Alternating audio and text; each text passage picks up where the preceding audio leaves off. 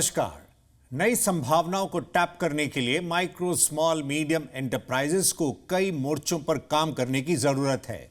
उसी में से एक अहम पहलू है लीन मैन्युफैक्चरिंग। एसएमई एक्सप्रेस के इस सेशन में हम इसी का जायजा लेंगे और जानेंगे कि इस पर कदम बढ़ाकर स्मॉल बिजनेसेस अपने ऑपरेशंस को कैसे नेक्स्ट लेवल पर ले जा सकते हैं। हमारे साथ आज मौजूद हैं doctor S Glory Swarupa, director general national institute for micro small and medium enterprises NIMSME, और साथ ही मौजूद हैं K Rama Devi, president association of lady entrepreneurs of India ALEAP. आप दोनों का शुक्रिया, थैंक यू। नमस्ते। शुरुआत करते हैं रमा जी के साथ। रमा जी, क्या MSMEs इको फ्रेंडली प्रैक्टिसेस की अहमियत को समझ पा रहे हैं इस बदलते दौर में? आपका क्या असेसमेंट है? We need to transform MSME into lean manufacturing because inevitably all of us know that a net zero effect is going to be there. Like, it's very important for industry transformation into resource efficiency, like what we call, with less wastage and less impact on the environment. These are the issues which we need to address because by 2030, all the countries, 2050, if I am properly understood, it's important that we have to become net zero enabling country. So in this aspect, it is to become competitive and also to become resource efficient, we have to adopt lean manufacturing. So I think industry is not yet ready, but they are trying to shift because it's got a lot of value, and also there's great support from Government of India under Ministry MSME. There are various schemes recently taken 2024, the introduction of various schemes to enable MSMEs to adopt lean manufacturing. Doctor glory, net zero target में MSMEs का बड़ा role होगा, लेकिन अभी जैसे रमा जी बता रहे हैं कि इंडस्ट्री ग्रीन प्रैक्टिसेस को लेकर सपोर्ट की उम्मीद कर रही है। आप बिजनेसेस को बदलते डायनामिक्स में रिलेवेंट बने रहने के लिए लीन और ग्रीन पर MSMEs को खासकर क्या बताएंगे? ये प्रैक्टिसेस तो MSMEs के लिए एक ट्रांसफॉर्मेटिव चेंज रहेगा, क्योंकि इसमें वेस्ट कम करने के लिए और प्रोसेसेस का जो कॉम्पिटेंसी है वो बढ़ाने के लिए ये प्रैक्टिसेस अच्छा रहेगा। और इसमें जब हम वेस्ट कम करने की कोशिश कर रहे थे तो कॉस्ट भी कम होगा और प्रोडक्टिविटी का भी अच्छा रहेगा और प्रोडक्शन भी इम्प्रूव होगा इसमें, और more importantly the quality of the product, so it will be very very good. And जो कस्टमर्स अच्छा प्रोडक्ट के लिए देखते रहते हैं विद इन इंडिया और बाहर, तो उनके लिए एक हाई एंड प्रोडक्ट मिलेगा। और ये lean also indirectly related to eco friendly, तो इसमें जो कंप्लायंसेस एनवायरनमेंट का है वो भी हम लोग कंप्लाई करने की कोशिश करेंगे लाइक MSMEs, तो इसे we are also taking care of the environment concern. So lean practice is one good practice to reduce the cost and improve efficiency, increase the production and offer a quality product to the consumer. Rama ji, green adoption को बढ़ावा देने और circular economy के लिए gift और spice schemes हैं। इस पर आपको इंडस्ट्री से कैसा फीडबैक मिल रहा है? We have been in the stakeholders of this promotion of MSME schemes. Ministry is taking a very, pivotal role in bringing awareness, but still a lot need to be done. It's a great opportunity for the sector because it includes even incentives like they are giving credit-linked capital subsidy also if they adopt under this scheme. So conversion into taking up recycle and reuse and also becoming a green enterprise is eligible for some kind of subsidy through this scheme. And also there is a lot of awareness programs which government is intent to bring with a lot of stakeholders involved in bringing awareness with this sector about this scheme. But coming to the practical issue, like, a lot of, it's only banks which are having a knowledge about it, but other associations, chambers, and industry bodies need to bring awareness, and there should be some kind of, peer pressure with the industry also. I think it's one aspect why you are not getting into becoming a green industry or lean manufacturing is the cost affordability. If government is subsidizing, I think many industries will come forward. Doctor Glory, Rama ji ने अभी schemes की awareness पर जोर देने की बात रखी है। गिफ्ट और स्पाइस स्कीम का दायरा बढ़ाने के लिए आप क्या राय देना चाहेंगी? ये सस्टेनेबल प्रैक्टिसेस के लिए रिलीज किया गया है।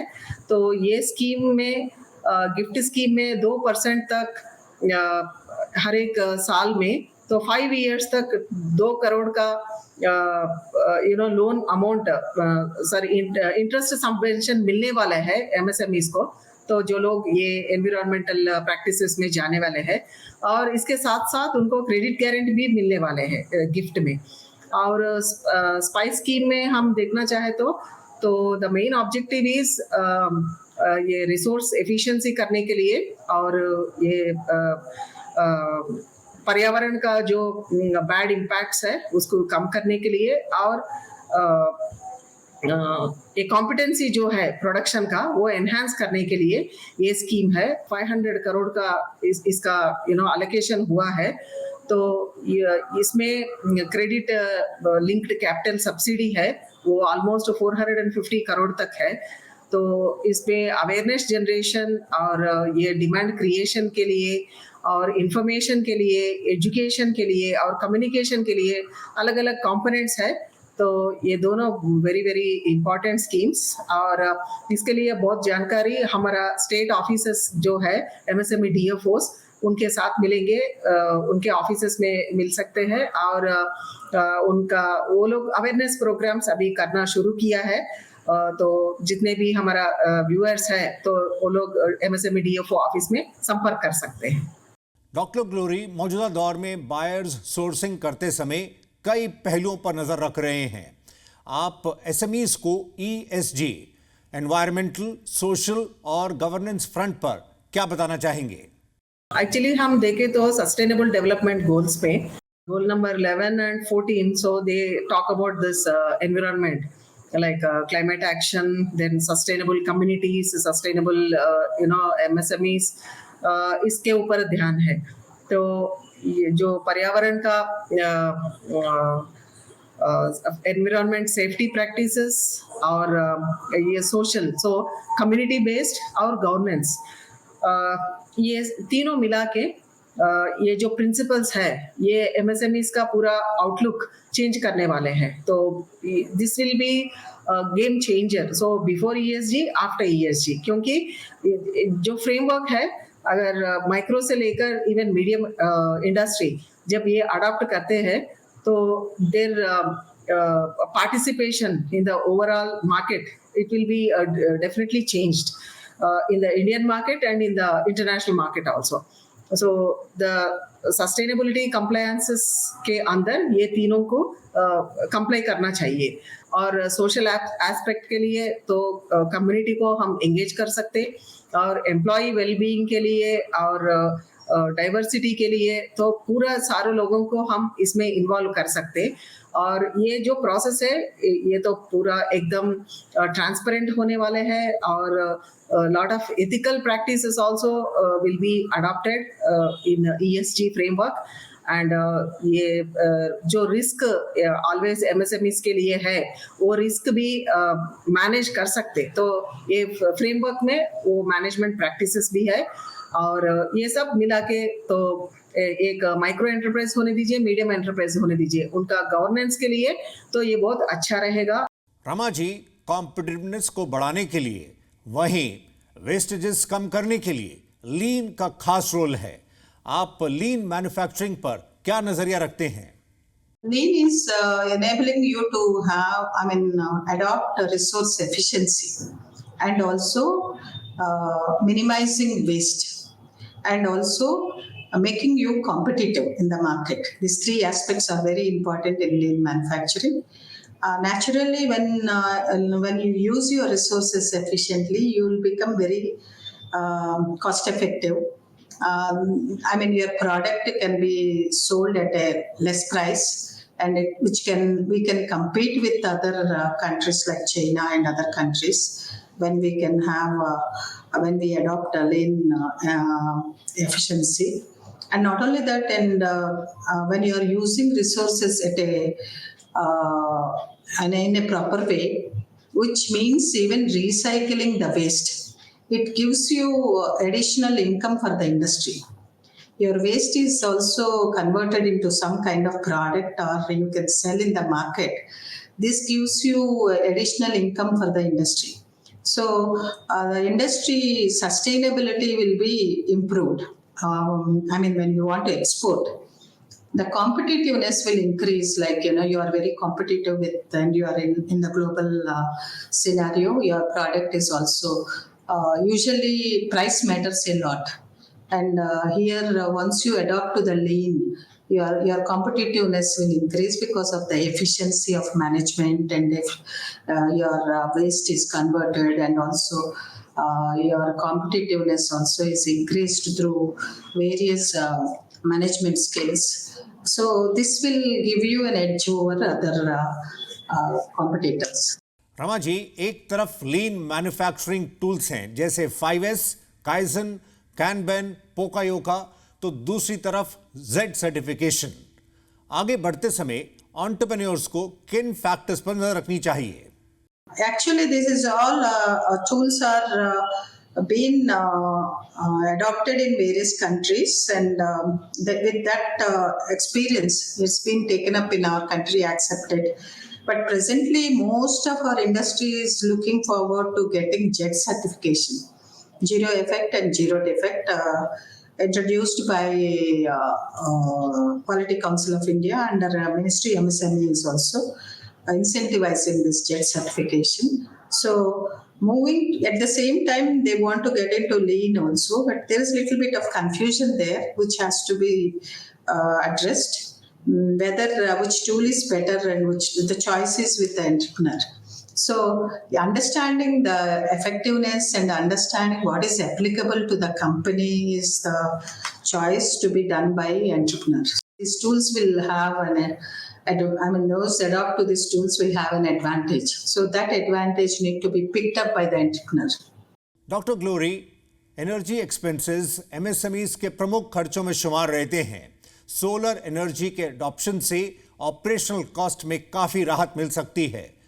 आप रूफटॉप सोलराइजेशन पर हलचल को कैसे रीड करते हैं और आपकी एमएसएमईज के लिए क्या एडवाइस होगी?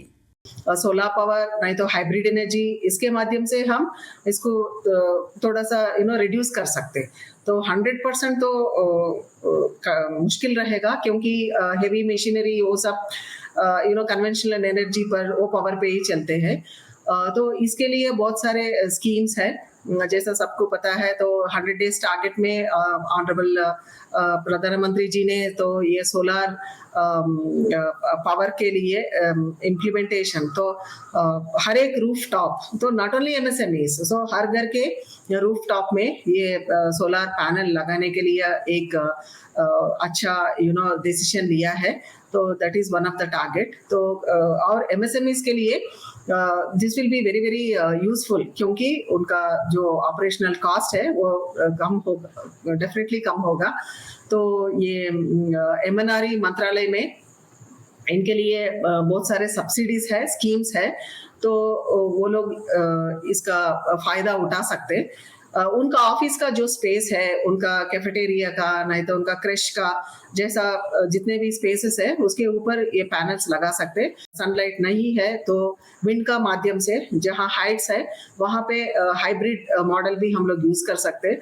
तो डे टाइम सोलर लाइट से और नाइट टाइम विंड का पावर से तो ये एनर्जी जनरेट हो सकता है। और हम लोग बहुत सारे क्लस्टर्स इम्प्लीमेंट करते हैं। मिनिस्ट्री ऑफ एमएसएमई का एक अच्छा स्कीम है, स्फूर्ति स्कीम। डॉक्टर ग्लोरी, तो फिर क्लीन एनर्जी इनिशिएटिव्स को रफ्तार देने के लिए आपका क्या सुझाव होगा? Clean systems, like once we started implementing this industry 4.0, that is in most of the industries, whether it is manufacturing or service. So I think if quickly everybody adopts that, energy efficiency systems using this 4.0, like artificial intelligence and their 3D manufacturing, use of robotics or blockchain technology, then virtual reality, augmented reality. So all these components, when we implement, I think definitely we can get into this clean systems, for production, for manufacturing and for service activities. So because elsewhere in the world, so they are into industry 5.0 already. So हमारा India में तो अभी industry 4.0 शुरू हुआ है, तो 5 के लिए ज़्यादा टाइम लगेगा, but quickly I think including the micro enterprises they should get into this, because this will be very very helpful for them to enhance their production and also to get into this clean and green type of system of manufacturing and production that will help the entire ecosystem in protecting the environment. आप देख रहे हैं SME express. वक्त break का है। आज बात green लीन पर हो रही है। हम जल्द लौटते हैं।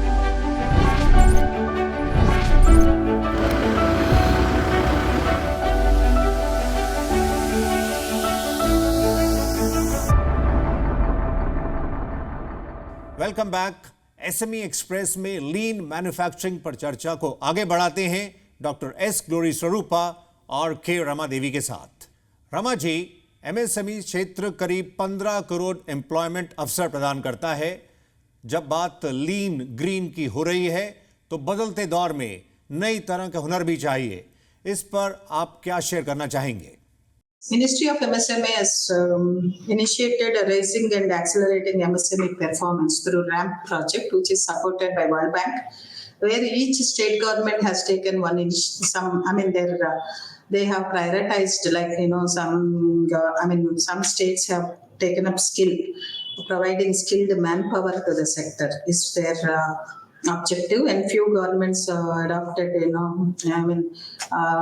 I'm talking about Telangana government. They wanted SHGs to SMEs, self-help groups to SMEs, to provide skill and also give them the connection and also bring them into, they are from SHGs to MSME sector, like giving them Ujjami registration, enabling them to access bank finance and also market support. So this is the initiative taken up. So there is a great support with regards to, there's also Strive project from Ministry of Skill Development and Entrepreneurship, where manpower, human resource is skilled, because we don't want to waste our time in training the manpower, and there's a huge need for manpower from the industry, and this is well supported by Government of India initiatives, because unless we are skilled, we cannot, the precision and also the standardization and also the product effectiveness will not be there. It has to be done through our skill upgradation programs, and it is optimized by government initiatives. Doctor glory, चलते हुए आप हमें बता सकें कि MSMEs और उनकी workforce को फ्यूचर रेडी बनाने पर कैसे कदम बढ़ाए जाए? So we should be ready for that global standards also. So एक तरफ हम SDG गोल्स का ध्यान रखना चाहिए, और एक तरफ हमारा कॉम्पिटिटिवनेस को इंक्रीज करना चाहिए, so that वो भी एक ग्लोबल कॉम्पिटिटिवनेस हो जाएगा। और the world countries will prefer our products. So जैसा Europe and especially Europe, they look for very very quality oriented and standard products. So उनके लिए इन सब करने के लिए हमारा वर्कफोर्स हाईली स्किल्ड होना चाहिए. तो जो भी नया टेक्नोलॉजी हम बात कर रहे हैं, so this promising technologies and latest technologies about industry 4.0, तो इसके लिए वेरी हाईली स्किल्ड वर्कफोर्स हमको चाहिए. तो वो स्किलिंग में हमको ध्यान रखना चाहिए. और जब हम ग्लोबल ट्रेडिंग करना चाहते हैं, तो हमको ये डिजिटल लिटरेसी सबके लिए अवेलेबल होना चाहिए, और everybody should be equipped with this digital skills. और ये ग्लोबल बिजनेस कैसा करना चाहिए, सो वो ग्लोबल एंटरप्रेन्योरशिप के बारे में भी हम लोग ध्यान देकर वो सब हम क्विकली अडाप्ट करके उसमें करना चाहिए. और ये सस्टेनेबल प्रैक्टिसेस जितने भी है, तो उसको भी हम हमारा इंडियन एमएसएमईज क्विकली उसको अडाप्ट करना चाहिए. और जितने भी यूथ है, so India is one of the youngest nation, so हमारा यूथ, तो they should get into whatever the skills I have listed, so they should get into these skills, and they should take lead in Indian MSME sector. Global business करने के लिए, so rupee to dollar conversion or rupee to any other currency in the world, उसके लिए भी हमको financial literacy होना चाहिए. और जहाँ भी एक्सपोर्ट अपॉर्चुनिटीज है, तो वो एक्सपोर्ट को कैसा टैप करना और वो मार्केट को कैसा एक्सेस करना, और ये सब होना चाहिए. Then individual MSMEs they are trying their best, but और एक अप्रोच है, we are already doing that. So cluster approach, so ये सब more and more clusters, rural cluster होने दीजिए, industrial cluster and more women clusters होना चाहिए. तो with all these components, I think definitely we will be ready for this third position. जमीनी हकीकत से हमें रूबरू करने के लिए के रमा देवी, प्रेसिडेंट अलीप, आपका शुक्रिया. वहीं बेस्ट प्रैक्टिसेस और इंटरवेंशंस को एमएसएमईज के समक्ष रखने के लिए doctor S Glory Swarupa, director general NI MSME, आपका धन्यवाद. Thank you. एसएमई एक्सप्रेस में फिलहाल इतना ही. अगले सेशन में मुलाकात होगी एक नई थीम के साथ. फिलहाल नमस्कार.